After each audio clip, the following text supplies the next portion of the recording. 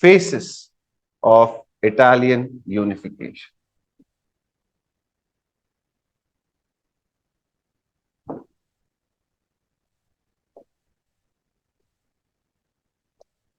The first phase, write down, is Carbonari.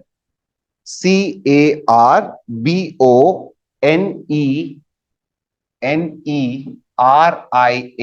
Carbonari. We'll explain this. Carbonari, you can write down secret organization. Secret organization. Okay. Now, if you want to remember Carbonari to India, we can link this to Abhinav Bharat. Have you heard this term, Abhinav Bharat? Organization to awaken the people of India, right? To sow the seeds of independence into the people, Abhinav Bharat. So this would be Carbonari phase. Second phase, write down. Role of intellectuals. Role of intellectual. And the main one would be Mazzini. Mazzini. Mazzini. And to remember Mazzini, we can relate him to Gandhi. Why I am doing this? To remember easily. So Abhinav Bharat, Carbonari phase. Second, Mazzini, Gandhi. Awakening, mass awakening of people, right? Third, Cavour. We can equate him to Nehru. He was the Nehru of Italy. Cavour. He was the governor of Sardinia. Cavour. Okay. Fourth point. Revolutionary Council. 1860. Revolutionary Council. 1860. Done? And the last phase is 5, Garibaldi. He is the Subhash Chandra Bose. Garibaldi. So we'll be studying the phases of Italian unification in this 5 phases. All set? Okay. First, Carbonari phase. Awakening the people, right? Abhinav Bharat. Second, Mazzini, Gandhiji. Third, Cavour, Nehru, revolutionary phase. And at last, Garibaldi. So write down first, Carbonari phase. Carbonari phase. So, Carbonari, it was a secret organization. It was a secret organization. And the objective was to revolt. The objective was to revolt. Uproot the rulers. Uproot the rulers. And integrate the Italian states. And integrate the Italian states. Example, the revolt in Naples, 1820. Example, the revolt in Naples in 1820. This sowed, S-O-W-E-D, this sowed the seeds of unification. This sowed the seeds of unification. Okay? So what can be linked to Carbonari? It is to revolt and change the leaders, right? Like Abhinav Bharat. Who started Abhinav Bharat? Veer Savarkar and his brother Ganesh Savarkar. They started Abhinav Bharat with the aim of uprooting the British rule. But failed. Why they failed? Because they did not have internal support and they did not have external support. To any revolution to pass, it needs both internal support and support from outside. It was not there. Same way Carboniferous, they did not have internal support and they did not have external support because the Vienna Congress that had happened, it was against nationalism. It said no ruler should be there, right? Yes or no? Vienna Panchayat. Remember we studied where the kings were given back their kingdom and monarchy was to made powerful. So they did not have any support. So write down. It failed because of it failed because it did not have mass support. It failed because it did not have mass support. Okay. Next point. The absence of internal and external support. The absence of internal and external support led to its failure. Okay. Clear? Next, what is the next phase? Mazzini, Gandhiji. Remember Gandhiji coming to India 1915? Awareness he has to give to the people. Then he has to awaken them. And then maybe they will fight. It was a long-term requirement for Gandhiji. People did not understand the meaning of Swaraj. So first he had to make them aware. Right? And then he has to awaken them. And then maybe they will fight.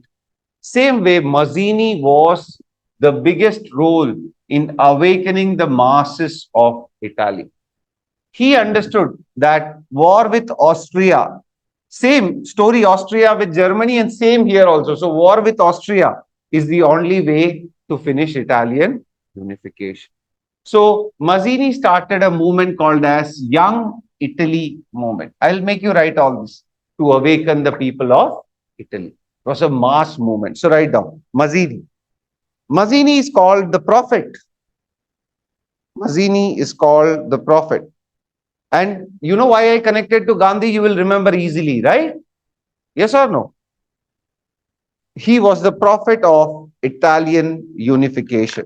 He started the Young Italy movement. He played a big role in awakening. He played a big role in awakening the people of Italy. He understood that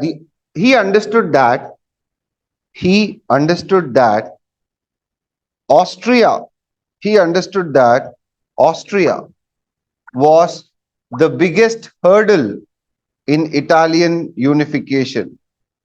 He understood that Austria was the biggest hurdle in Italian unification and understood that outside support was necessary.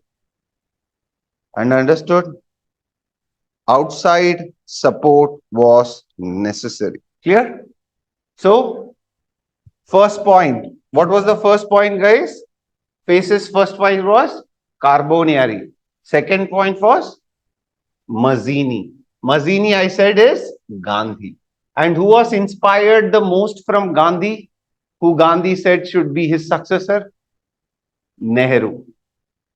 Same way, Cavour, who was inspired by Mazzini, who took the words of Mazzini, Cavour. So that is why third phase Cavour we will relate to. So write down. And Cavour, write down, third phase, Cavour. Mazzini became guide for Cavour. Mazzini became the guide for Cavour, who was the Chancellor of Sardinia. Chancellor. So, who was Cavour? He was the Chancellor of a state called as Sardinia. Clear? And the king, write down, who along with the ruler Victor Emmanuel,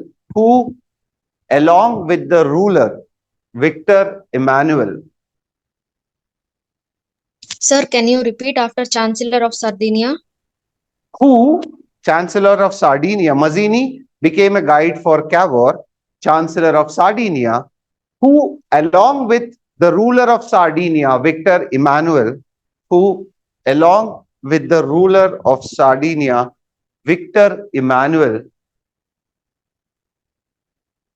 had the dream of Italian unification.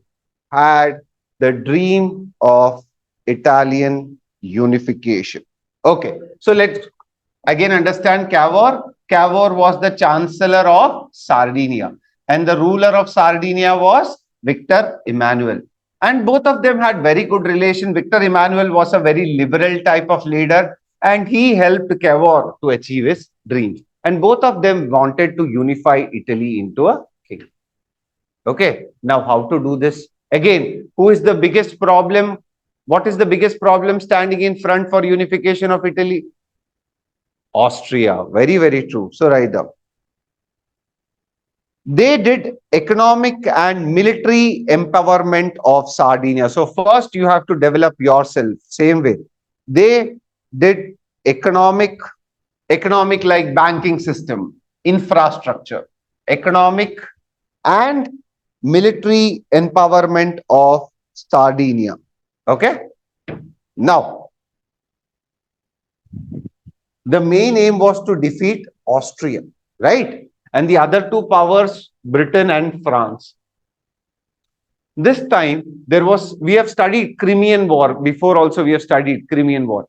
Britain and France were fighting the Crimean War with Russia.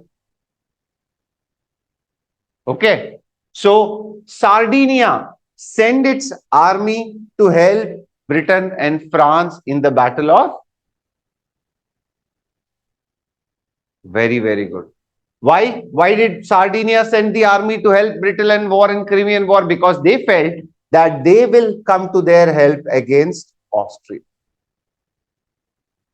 Full planning. Okay. So, first, Sardinia made economic development and military development.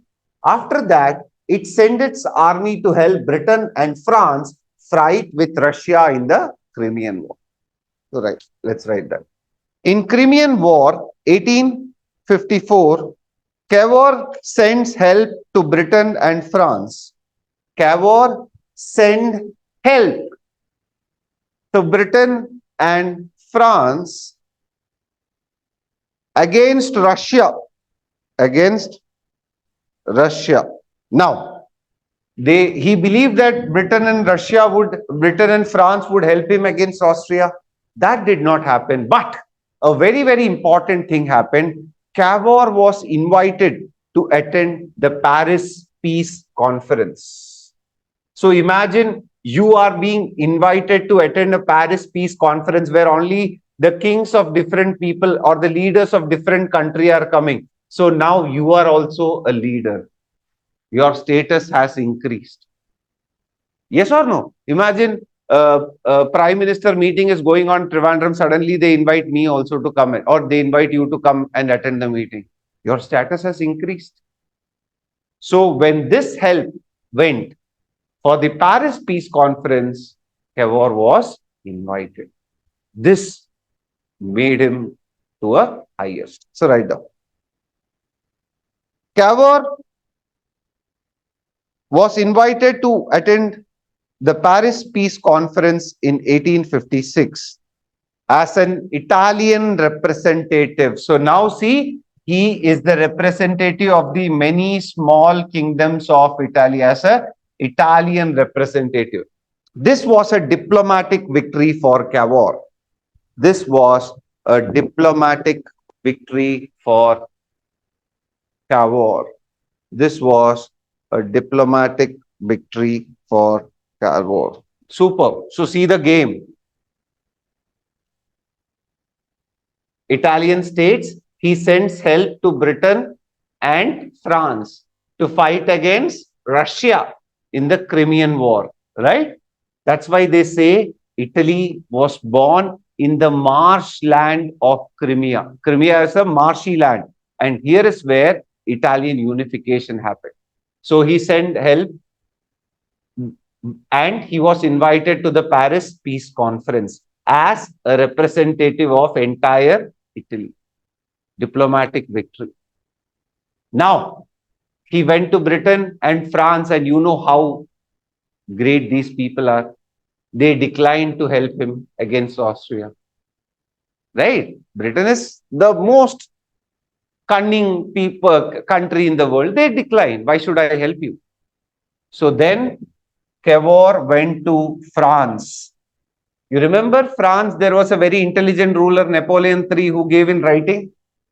Yes or no? He went to Napoleon III and said, Napoleon, stay with me, help me in Austria. I will promise to give you big gifts, very, very big gifts. I'll give you elephants, this, I'll give you all the things possible.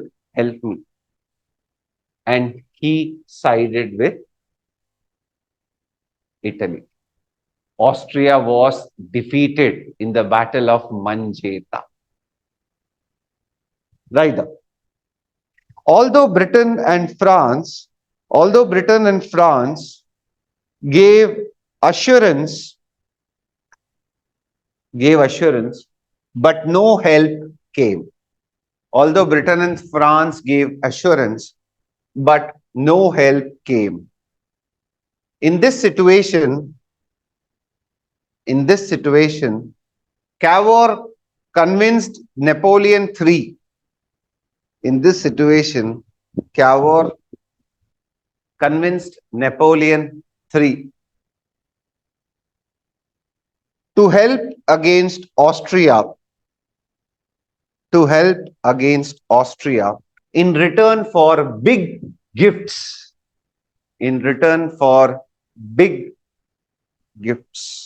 Done? Cavour started border disputes with Austria.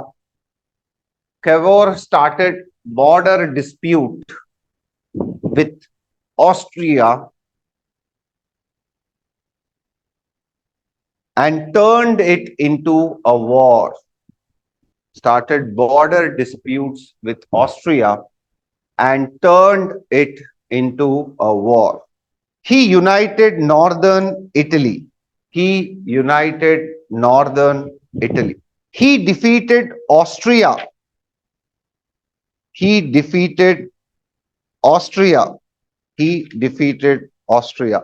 the Battle of Manjeta. He defeated Austria in the Battle of Manjeta. Okay? Battle of Manjeta. Now, France was supporting Italian states against Austria, right? And suddenly Britain, everybody understood, how did these Italian states become so confident? And they started tracing it. And at last they came to know it was France, Napoleon III, the fool, who was helping them.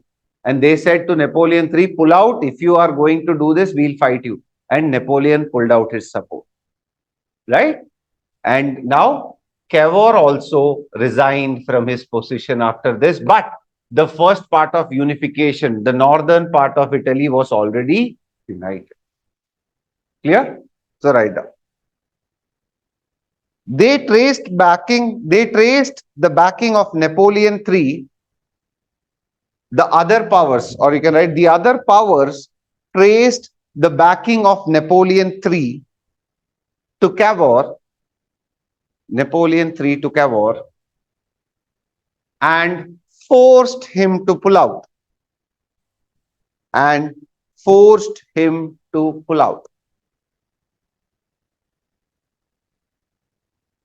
Now Cavour was left alone.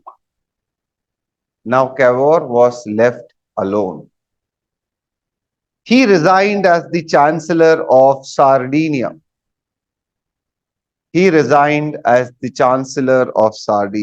Okay? This completed the first phase of Italian unification.